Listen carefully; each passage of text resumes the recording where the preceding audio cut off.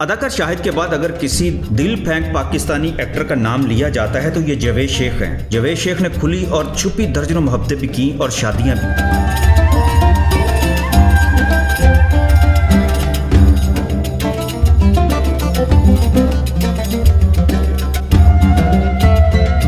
जावेद शेख की फितरत में मोहब्बत करना शामिल है और औरत उनकी सबसे बड़ी कमजोरी।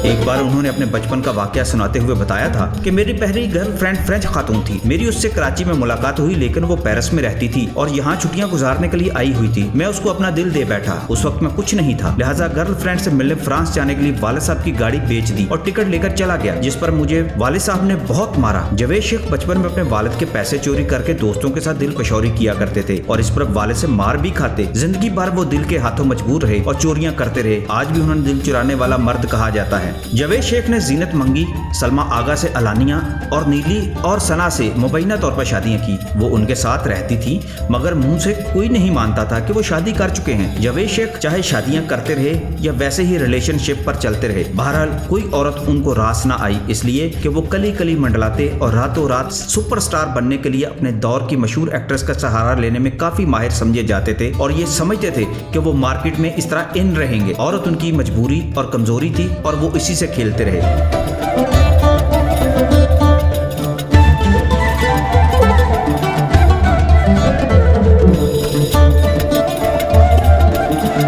इंडिया की फिल्म इंडस्ट्री में बड़ा नाम कमाने के लिए जावेद शेख ने सलमा आगा से शादी की थी, मगर उसका अंजाम भी बुरा ही निकला। 1974 में इब्ने सफी की लिखी फिल्म धमाका से अपनी फिल्मी जिंदगी का धमाका का सफर शुरू करने वाले जावेद शेख ने 100 फिल्मों में काम किया। उन्हें इंडिया में भी चांस मिला, मगर सलमा आगा से तलाक के बाद। अलबत्ता उन्होंने सलमा आगा के साथ कई फिल्मों में काम किया। उन्होंने इंडिया में शेखर, जानेमन, नमस्ते लंदन, ओम शांति ओम जैसी बहुत सारी फिल्मों में काम किया। अपने तई अच्छा काम किया, मगर अव्वल दर्जे एक्टर के तौर पर उनकी पजीराई इंडिया में ना हो सकी। इस बारे में बाबाए फिल्मी सहाफत अली सुफियान अफाकी ने लिखा था कि जावेद शेख को उसकी पहली बीवी की बददुआ ले बैठी। उसने जीनत मंगी जैसी मुखलिस, वफादार और घरेलू औरत का दिल तोड़ा और फिर जिंदगी भर घरेलू सुकून के लिए तरसते रहे। जीनत मंगी अपने दौर की मशहूर टीवी आर्टिस्ट थी, मगर जावेद के साथ शादी हो जाने के बाद उसने टीवी से ताल्लुक तोड़ दिया था। उसने जावेद शेख से ताल्लुक कायम रखने के लिए पीरों फकीरों का भी सहारा लिया, लेकिन सलमा आगा से इश्क का भूत सबसे तगड़ा निकला और सलमा आगा के हुक्म पर जावेद शेख ने जीनत मंगी को तलाक दे दी। जीनत मंगी टीवी की मशहूर अदाकारा मोमल शेख और शहजाद शेख की वालदा है। इस बारे में मोमल शेख का कहना है कि बाबा की दूसरी शादी पर हमें स्कूल के दोस्तों और उनके वालिदैन हर तरफ से दबाव डालते थे, लेकिन इसके बावजूद वालदा ने हमें मजबूत रहने सिखाया। वालदा आज भी अब्बू से इतनी ही मोहब्बत करती हैं जितनी वो तलाक से पहले करती थी। जावेद शेख किस्मत वाले निकले कि उनकी औलाद उनकी ज्यादतियों के बाद भी ताबेदार निकली और आज भी उन्हें पूजती है, लेकिन जावेद शेख दुनिया फतह करने के लिए जिनका सहारा लेते रहे वो उनकी ना हो सकी। जावेद शेख की जिंदगी में सलमा आगा ने जब कदम रखा तो उन्हें एक बार लगा सारा इंडिया अब उनके कदमों में होगा, उन पर फिल्में बरसना शुरू हो जाएंगी। उन्होंने सलमा आगा की रंगीन आंखों में अपना दिल खो दिया था, लेकिन सलमा आगा का दिल जल्द उनसे भर गया। वो सरेआम कहा करती थी कि जावेद से शादी करना उनका गलत तरीन फैसला था।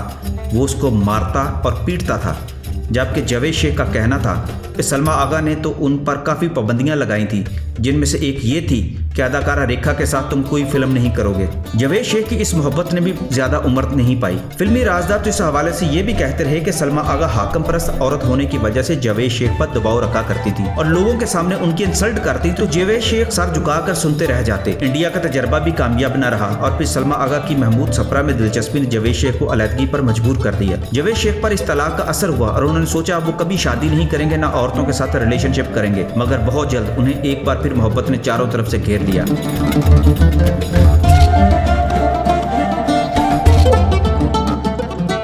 अदाकारा नीली ने उनकी जिंदगी में धूम मचा दी। इन दोनों की जोड़ी इतनी मशहूर हुई कि फिर कई फिल्मों में साथ नजर आए।